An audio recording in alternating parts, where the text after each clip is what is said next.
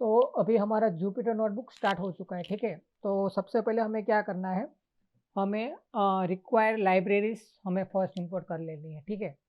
तो मैं कुछ लाइब्रेरीज अभी इंपोर्ट कर रहा हूँ। सबसे पहले हमको चाहिए import pandas pandas S PD, ठीक है।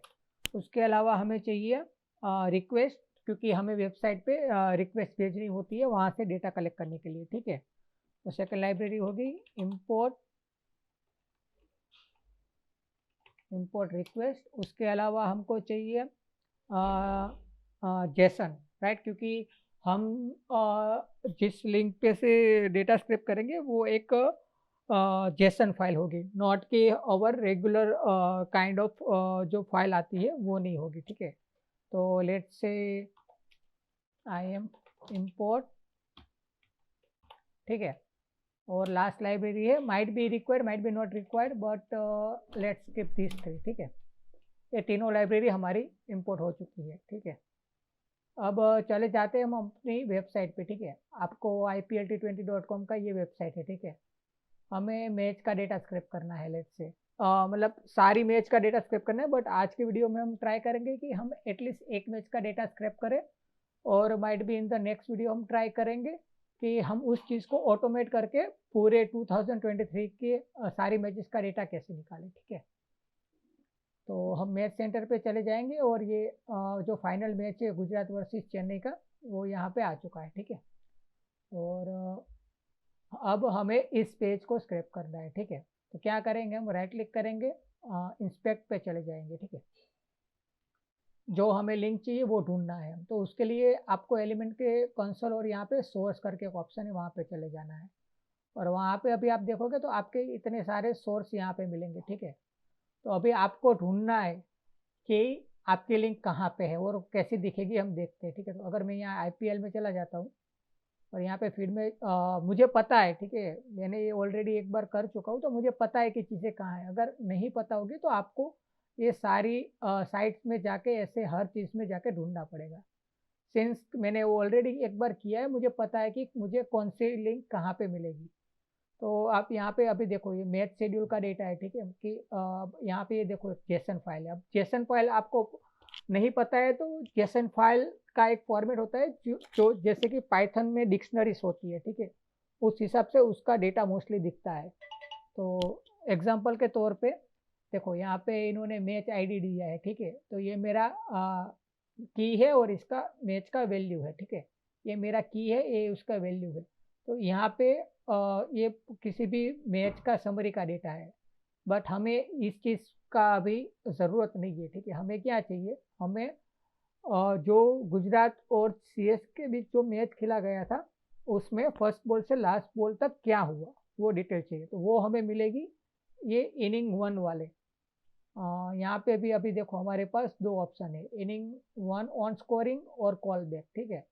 तो लेट्स से कि हम ये वाला चेक करते हैं, ये ऑन स्कोरिंग है और ये कॉल बैक वाला है। तो चेक करते हैं कि दोनों दोनों मोस्टली सेम लग रहे हैं मेरे को, ठीक है।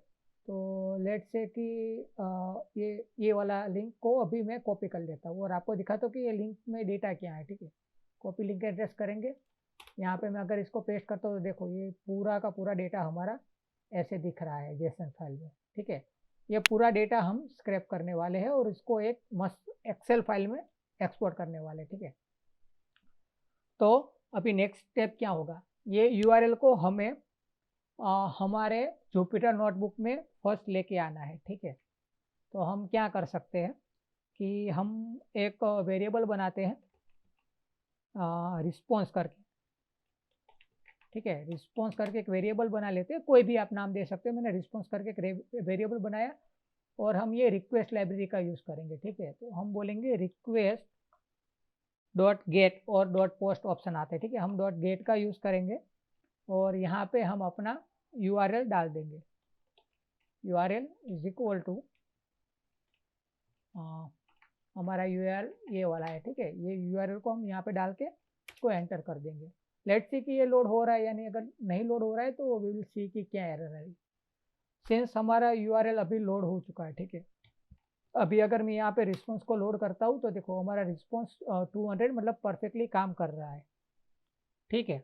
बट एक चीज़ मैं करना चाहूँगा, मैं यहाँ पे हर बार यूआरएल अपडेट करने की जगह पे यूआरएल को एक वेरिएबल में स्टोर कर लेता हूँ। तो यहाँ पे मैं बोलूँगा test_url इज इक्वल टू, अभी यही यूआरएल का नाम मैं यहाँ पे दे दूँगा। इसको यहाँ से Ctrl+X करके यहाँ पे डाल दिया और ये वेरिएबल को मैं यहाँ पे रन कर दूँगा।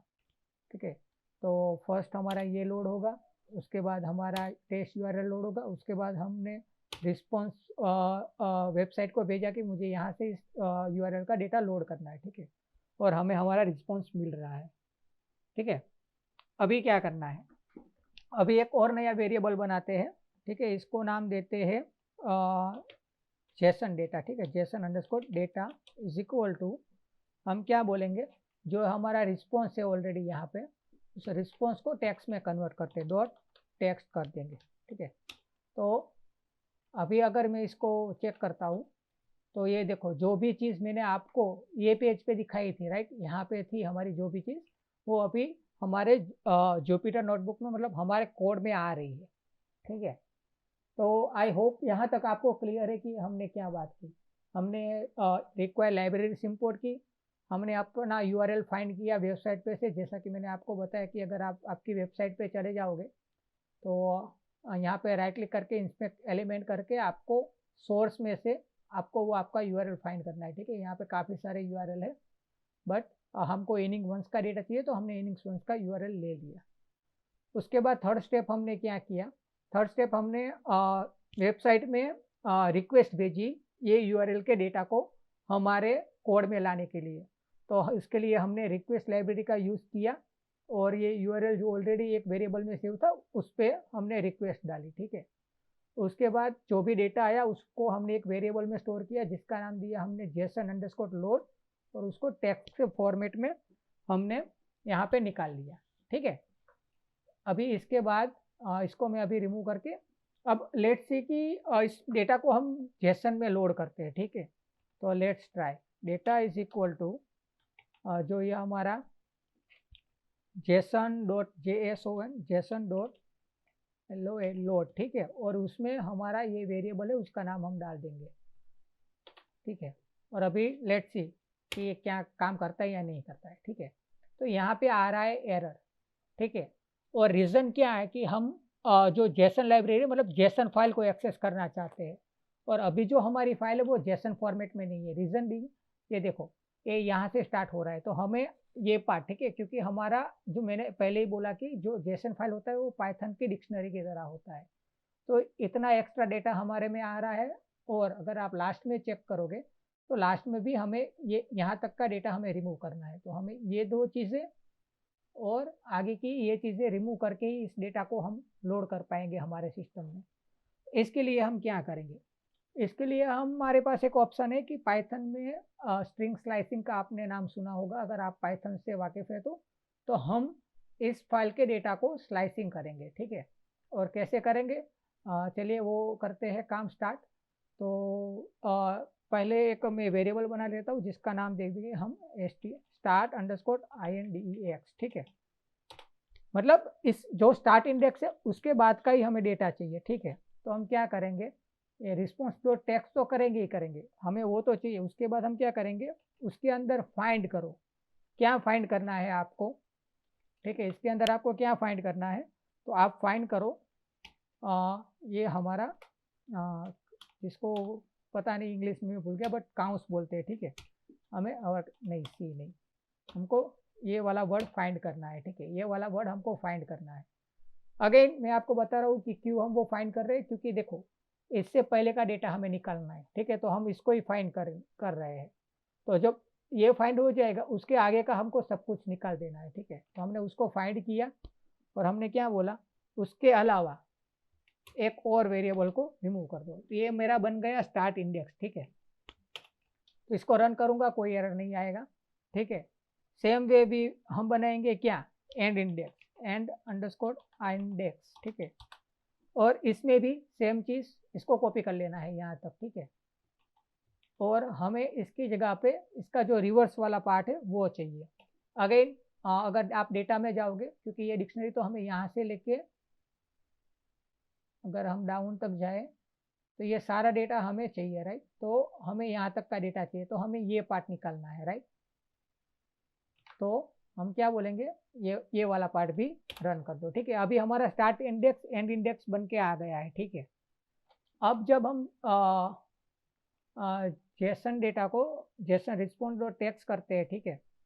जेसन डेटा हमारा जो लोड किया है उसको यहाँ से लेके एक और जगह पे यहाँ पे डाल के अब इसको हम लोड करेंगे, ठीक है। तो इसमें हम क्या करेंगे, अब सिंपल एक लिस्ट बना लेंगे और उसमें हमारा स्टार्ट इंडेक्स और एंड इंडेक्स का जो डेटा है उसको डाल देंगे, ठीक है। स्टार्ट इंडेक्स एंड इंडेक्स, ठीक है। और अगर अब इसको ट्राई करेंगे लोड करने की, अभी भी ये एरर शो कर रहा है, ठीक है। तो लेट्स सी कि ये एरर क्या आ रहा है। हमारा start index JSON data is equal to response dot text start index end end index, ठीक है।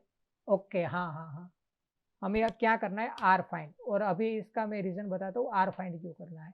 तो अगर आप सर्च करोगे आर फाइंड इन पाइथन, ठीक है, तो अभी इस चीज़ को देखते हैं। तो इसका डेफिनेशन मैं आपको बताता हूँ कि यहाँ पे उन्होंने एग्जांपल दिया है, rfind method finds the last occurrence of the specific value, ठीक है। तो हमें क्या करना है कि रीज़न क्या हो रहा था कि अगर हमने अगर मैं वापस अभी कोड में जाके आपको बताऊँ, तो देखो अगर हमने फाइंड किया होता तो यहाँ पे, ठीक है, वो ये वहाँ पे जब फर्स्ट टाइम एंड हो रहा होगा, अगर हम आगे कहीं पे देखें तो वो एंड हो रहा होगा। तो जैसे कि यहाँ पे अगर एंड, तो वो इसको लेगा, ठीक है।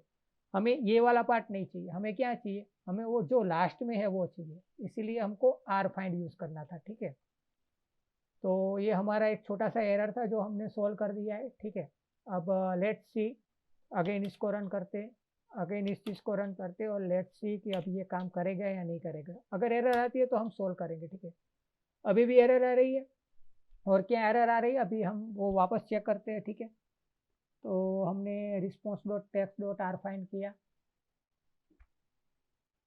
यहाँ पे हमने +1 किया है स्टार्ट इंडेक्स, और पूरा कोड फिर से देखता हूँ मैं।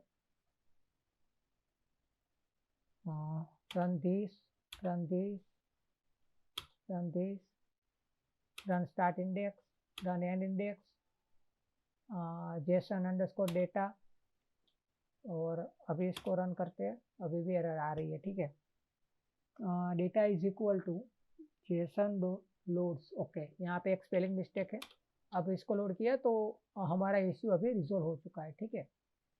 अब अगर हम डेटा को चेक करें तो देखो अभी डेटा पहले कैसा दिख रहा था, पहले एकदम वो पूरा स्ट्रिंग फॉर्मेट में था, ना ही वो मतलब हार्मोनाइज था और क्लियरली दिख रहा था। अभी आपको क्लियरली पता चल रहा है कि हर चीज़ क्या है, राइट। इनिक्स 1 है, उसके अंदर बैटिंग कार्ड है, बैटिंग कार्ड के अंदर मैच का आईडी है। तो ये देखो कितना मस्त, मतलब सही से डेटा दिख रहा है जैसा कि उन्होंने उनकी फाइल में दिया था। अगर हम उनकी फाइल में अगर चेक करें, हमें ऐसे डेटा नहीं देखना, हमें कैसे देखना, हमें इस हिसाब से डेटा देखना था, और उस हिसाब से अभी हमारा डेटा आ रहा है, ठीक है। अगेन फिर से सारी चीज़ रिपीट कर देता हूँ। हमने रिक्वायर लाइब्रेरी इंपोर्ट की, हमने अपना यूआरएल ढूंढा, ठीक है। वो कैसे ढूंढा मैंने 2 बार बताया, तो हम रिपीट नहीं करेंगे। हमने ये जो रिक्वेस्ट मेथड थी उसका यूज़ करके डॉट रिक्वेस्ट डॉट गेट करके यूआरएल से डेटा हमारे कोड में रिक्वेस्ट किया। क्योंकि हमारा डेटा जेसन फॉर्मेट में नहीं था तो हमको उसको जेसन फॉर्मेट में कन्वर्ट करना था। तो हमें ये जो दोनों काउं से आगे का और पीछे का उसके साथ डील करना था, क्योंकि हमें डिक्शनरी का डेटा चाहिए, ठीक है। तो हमने वो चीज़ के लिए स्टार्ट इंडेक्स बनाया और एंड इंडेक्स बनाया, जिसमें आर फाइंड का यूज़ किया हमने। और हमने यहाँ पे सिंपल स्लाइसिंग कर दिया। स्लाइसिंग करने के बाद हमने अपना डेटा एक डेटा के वेरिएबल में जैसे डेटा को लोड कर दिया। आई होप कि यहाँ तक आपकी चीज़ें अभी क्लियर हो चुकी है, ठीक है। अगेन इसको मैं रिमूव कर दूंगा और अभी नेक्स्ट काम करते हैं कि एक काम करते हैं, अभी इसको रहने देते हैं क्योंकि हमें ये चाहिए थोड़ी देर के लिए। अभी मेरा सबसे पहला वर्ड जो है वो है इनिंग्स 1, ठीक है। तो हमको इसके हमें इनिंग्स 1 के जितने भी कीज है वो चाहिए, ठीक है। तो ये इनिंग्स 1 की ये बैटिंग कार्ड एक की है उसकी, ठीक है। अगर हम नीचे जाएंगे तो हमें एक और की मिलेगी। तो ये मैच आईडी वगैरह सारी उस चीज़ के लिए है, ठीक है। तो हम जितना नीचे आएंगे उसके बाद हमें अलग अलग कीज मिलेगी, तो हमें वो कीज के नाम चाहिए। तो ऐसे आप देखो मैं ऐसे ढूंढ रहा हूँ तो मुझे कितना टाइम लग रहा है, ठीक है। तो ये चीज़ फिजिबल नहीं है, तो हम क्या करेंगे, हम एक काम कर सकते हैं, हम करते हैं यहाँ पे रिजल्ट लिख देते हैं। रिजल्ट इज इक्वल टू जो डेटा है मेरा, ठीक है, जो डेटा है वो डेटा को ले लो, उसमें ये मैं लिस्ट में डाल रहा हूँ, मतलब कि हम इसको बोल रहे हैं कि मुझे ये लिस्ट में से इनिंग 1 का डेटा में जो भी है, अगर मैं यहाँ पे सिर्फ इतना लिखता हूँ तो देखिए पहले क्या होता है, चलिए देखते हैं। और अभी अगर मैं रिजल्ट को रन करता हूँ, ठीक है, तो पूरे डेटा की जगह पे जो सिर्फ इनिंग्स 1 का डेटा है वही देगा, ठीक है। देखो इनिंग्स 1 निकले और इनिंग्स 1 में जो डेटा है वही आ रहा है, बट मुझे ये भी नहीं चाहिए, मुझे सिर्फ कीज चाहिए, जैसे कि बैटिंग कार्ड, बॉलिंग कार्ड, वो सब चाहिए, ठीक है।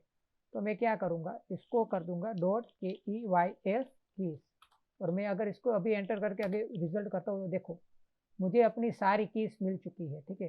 Batting card, extras, fall of wicket, वोगनविल, partnership break, bowling card, marathon का, ये सब मेरी कीज है, और इसके अंदर मेरा सारा डेटा अवेलेबल है, ठीक है। एग्जाम्पल के तौर पे हमको डेटा निकालना है कि उनका जो बैटिंग कार्ड का डेटा है वो वेबसाइट में वो कैसे दिख रहा है, ठीक है। चलिए उसके बारे में बात करते हैं। इफ, ठीक है, हमारा रिजल्ट ये मैं एक इफ एल्स स्टेटमेंट लिख रहा हूँ, ठीक है। इफ मेरा result for keys in result, okay, मतलब अगर ये एरर आता तो इस चीज़ के बारे में बात करते हैं। अगर यहाँ पे आपको एरर आती है तो हम ये इफ स्टेटमेंट का यूज़ करते हैं। अगर यही करता हूँ मैं, अभी तो एरर आएगी, बट अगर इसको ऐसे कर दें, प्रिंट KEYS, ठीक है। तो ये हम इफ एल्स स्टेटमेंट का यूज़ कर सकते हैं अगर एरर आती है तो। सिंस हमारी एरर नहीं आ रही है, ठीक है, तो हमें कुछ करने की ज़रूरत नहीं। एल्स हम ऐसा बोल देते कि प्रिंट एरर, ठीक है। तो हम इस तरह से एक इफ एल्स स्टेटमेंट लिखते तो हमें पता चलता कि की अवेलेबल है या नहीं है, ठीक है। तो आ, आ, इस तरह से हमने अपनी अभी सारी कीज निकाल ली है, ठीक है। अभी नेक्स्ट मूव करते हैं कि हमें बैटिंग कार्ड का डेटा चाहिए एग्जांपल के तौर पे, तो क्या करेंगे, इफ हमारा बैटिंग कार्ड, ठीक है, बैटिंग कार्ड तो उसको ले लिया, सिंपल, और वो हमने स्ट्रिंग में डाला है, ठीक है, हमने स्ट्रिंग में डाली है वो चीज़। उसके बाद इन, अभी किसके अंदर बैटिंग कार्ड, किसके अंदर, तो कि भाई डेटा के अंदर, इसके अंदर हमारा क्या था नाम, तो कि हमारा नाम था इनिंग्स 1, ठीक है। इनिंग्स 1 के अंदर हम ये लूप लगा रहे हैं, ठीक है। अगर है तो फिर यहाँ पे हम बोलते हैं रो, ठीक है, और item is equal to data, क्या क्या डेटा चाहिए, तो कि हमको चाहिए सबसे पहले इनिंग्स 1 का डेटा, ठीक है। उसके बाद हमको चाहिए ये बैटिंग कार्ड का डेटा, ठीक है। सिंपल है, दोनों चीज़ का डेटा हमें 1 बाय 1 चाहिए, तो हमने वही चीज़ कर दी, ठीक है। अभी इसको कर देते हैं एंटर। अभी ये सब चीज़ें हमको स्टोर करनी है कहीं पे, ठीक है। तो हम क्या करते हैं, एक रोज करके एक खाली लिस्ट बना लेते हैं, ठीक है। और उसके अंदर फॉर क्या बोलते हैं, यहाँ पे आइटम की जगह पे नाम दे देते हैं हम बैटिंग कार्ड ही, ठीक है, बैटिंग कार्ड ही नाम दे देते हैं। For item in batting card, ये वाले बैटिंग कार्ड के लिए, for item in batting card क्या करना है, तो कि भाई रोज, ये रोज को ओपन करना है, रोज.अपेंड क्या ओपन करना है उसमें, आइटम। लेट्स सी कि ये काम कर रहा है या नहीं कर रहा है, आई होप कि करना चाहिए, अगर नहीं करता है तो देखते हैं, ओके कोई एरर नहीं आई है, ठीक है। अब इसको समझते हैं 1 बाय 1 हम क्या कर रहे हैं, ठीक है। अगर बैटिंग कार्ड के अंदर इनिंग्स 1 के अंदर बैटिंग कार्ड है अगर, ठीक है, अगर लेट्स सिर्फ इतना रन करते हैं, पहले इस चीज़ को रन करते हैं और मैं आपको दिखाता हूँ कि क्या होगा इससे, ठीक है। और मैं अगर यहाँ पे ऐसे करता हूँ तो देखो, जब ऊपर का हमने चेक किया था तो इनिंग्स 1 और इनिंग्स 1 के अंदर का सब डेटा आ रहा था। अभी हमको ये सिर्फ बैटिंग कार्ड का डेटा मिल रहा है, ठीक है। तो ये सिर्फ बैटिंग कार्ड का ही डेटा आ रहा है, मतलब कि मैच आईडी इनिंग्स नंबर 1, तो एक बैटिंग कार्ड मतलब एक मैच के अंदर जो भी हुआ है कि फर्स्ट बॉल से लास्ट बॉल तक क्या हुआ है वो सब डेटा आ रहा है, ठीक है। तो हमने ये चीज़ यहाँ पे इफ एल्स में क्यों लिखी, ठीक है, क्योंकि वो डेटा हमें रो में अपेंड करना था। अगर अभी भी आपको डेटा ठीक से नहीं दिख रहा है, बट हम इसको क्या कर सकते हैं, एक और चीज़ करते, batting card is equal to P D dot data, इसको मैं डेटा फ्रेम में डाल रहा हूँ, ठीक है, सिंपल। इस बैटिंग कार्ड को डेटा फ्रेम में डाल देते हैं और अभी अगर इसको चेक करें तो ये देखो हमारा डेटा पूरा रेडी है, ठीक है। अभी ये क्या है, ये सिर्फ बैटिंग कार्ड का डेटा है, ठीक है। तो यहाँ पे टोटल 32 कॉलम्स और 12 रो है। अभी इस डेटा को देखते हैं, ठीक है। मैच आईडी मतलब हमारा मैच का आईडी, कौन सी इनिंग, कौन सी टीम, टीम का आईडी मतलब गुजरात है या चेन्नई, प्लेयर का नाम रिद्धिमान शाह, शुभमन गिल, साई सुदर्शन, हार्दिक पांड्या, राशिद खान। तो ये पूरे जो फर्स्ट इनिंग में जिसने बैटिंग की थी, ठीक है, उसमें जितने भी बैट्समैन है उनका डेटा आ चुका है, ठीक है। प्लेयर का ऑर्डर, प्लेयर कौन से स्टेज पे खेलने आए, ये प्लेयर का यहाँ पे इमेज भी हमें मिल रहा है। मैच प्लेइंग ऑर्डर कौन सा है उसका, ठीक है। अभी हम थोड़ा राइट में जाते तो उसने कितने रन किए सब आएगा, ठीक है। तो उसने प्लेयर कैसे आउट हुआ, इसको मैं हेड 2 कर देता हूँ क्योंकि ये देखने में थोड़ा दिक्कत आ रही है। इसको हेड करके 5 कर देते हैं, ठीक है।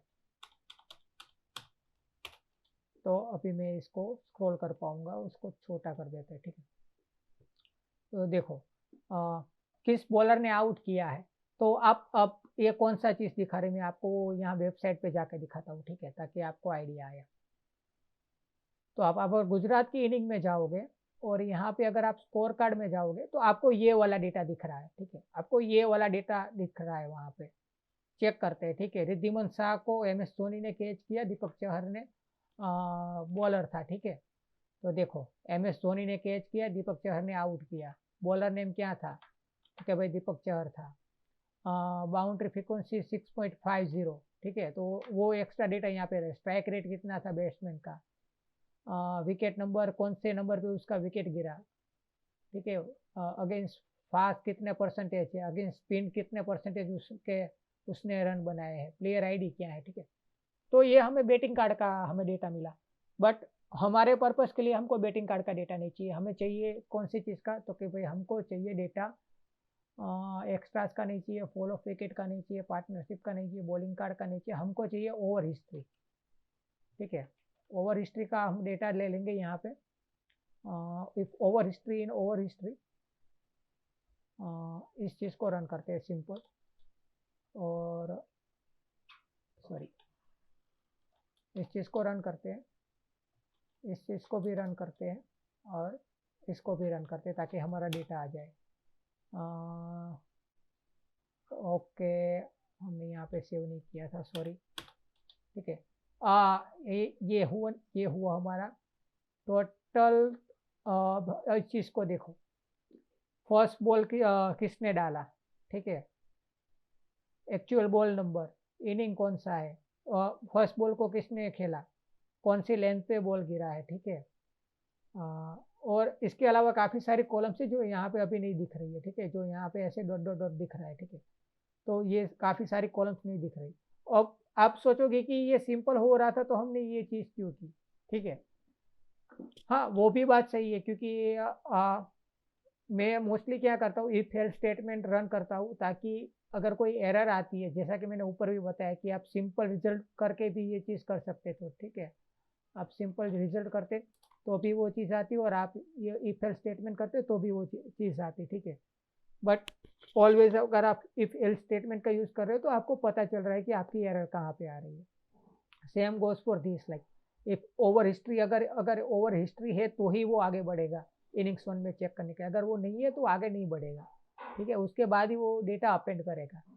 But as I told like ये आप पे डिपेंड करता है कि आपको कौन सा वे पसंद है। ठीक है, मैं अभी इसके लिए कमेंट कर देता हूँ, मेरे को दोनों चीज़ें नहीं चाहिए, और इसको भी कमेंट आउट कर देते हैं। ठीक है,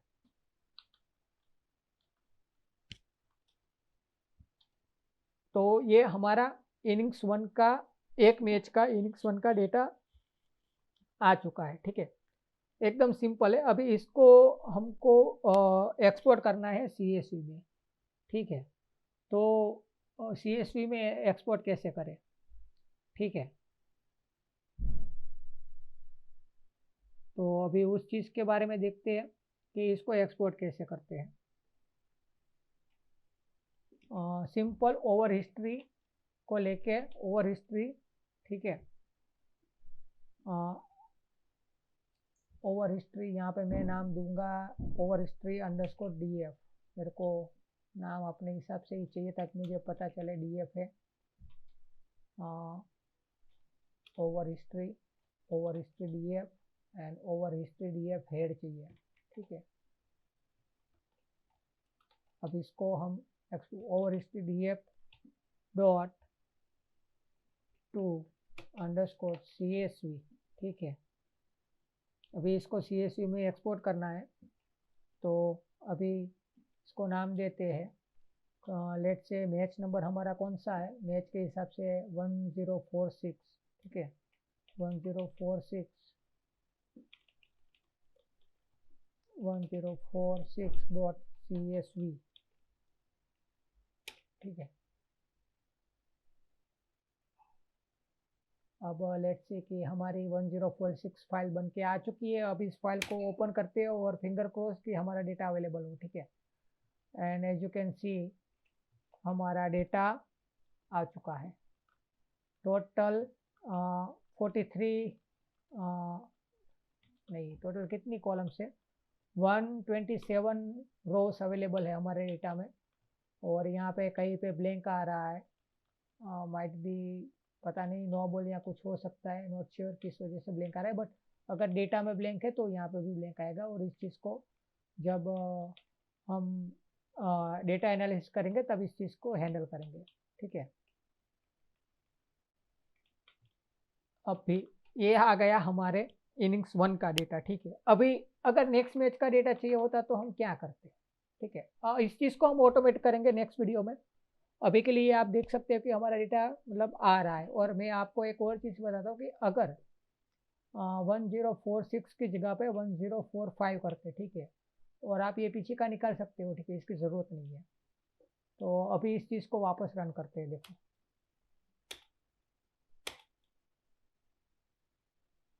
हम उसकी अगली मैच का डेटा निकाल रहे हैं। ठीक है, लेट्स से कि वो काम कर रहा है या नहीं कर रहा है। ये डेटा वाला भी अब हमें नहीं चाहिए,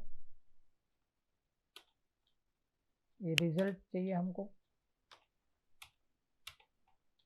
ठीक है, अगेन अभी देखो,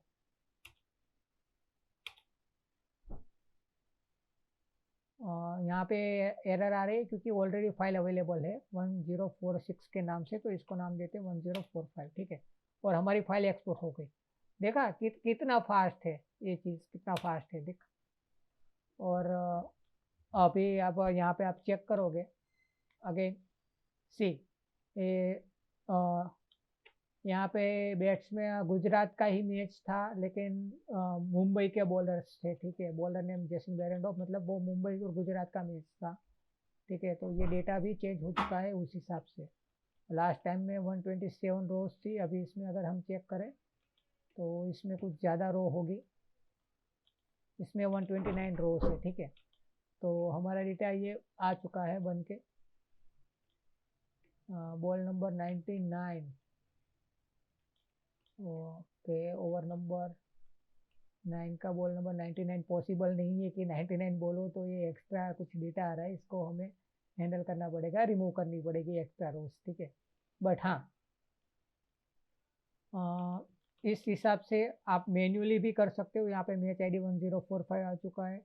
अगेन आप अगर इसी चीज़ को 1044 कर दोगे तो वो 44 का डेटा निकाल लेगा। और सेम चीज़ अगेन अगर आपको ओवर हिस्ट्री की जगह पे वो वैगन व्हील का डेटा चाहिए या बैटिंग हेड टू हेड का डेटा चाहिए, ठीक है, आपको सिंपल यहाँ पे ओवर हिस्ट्री की जगह पे बैटिंग हेड टू हेड करना है, ठीक है।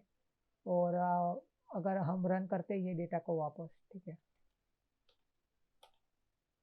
तो यहाँ पे देखो डेटा चेंज हो चुका है, ठीक है। तो आप इस हेल्प मतलब इस कोड से आप चाहे तो पूरे आईपीएल का डेटा निकाल सकते हो। फिर भी ये हम अभी भी यहाँ पे मैच बाय मैच डेटा निकाल रहे हैं, जो कि वो एफिशिएंट नहीं है। मुझे हर बार यहाँ पे नंबर चेंज करना पड़ रहा है। I don't like that. मुझे अपना स्क्रैपर ऐसा चाहिए जो एक ही क्लिक में पूरा काम कर दे। तो जब मैं अपना नेक्स्ट वीडियो बनाऊंगा तब हम उस बारे में बात करेंगे कि हम इस स्क्रैपर को पूरा ऑटोमेट कैसे करेंगे। जैसे ही आप वो एक क्लिक करोगे, आपकी फर्स्ट मैच से लास्ट मैच तक का फर्स्ट इनिंग का सारा डेटा निकल जाएगा और दूसरी क्लिक पे आपके सेकंड इनिंग का सारा डेटा निकल जाएगा। उसके बाद हम वो दोनों फाइल को कंबाइन करेंगे, ठीक है। तो वो इस चीज़ के बारे में हम नेक्स्ट वीडियो में बात करेंगे।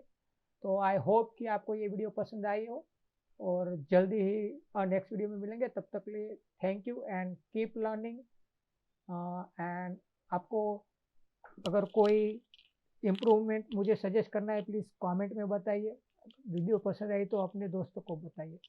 Thank you guys, thank you so much and have a nice day. Bye.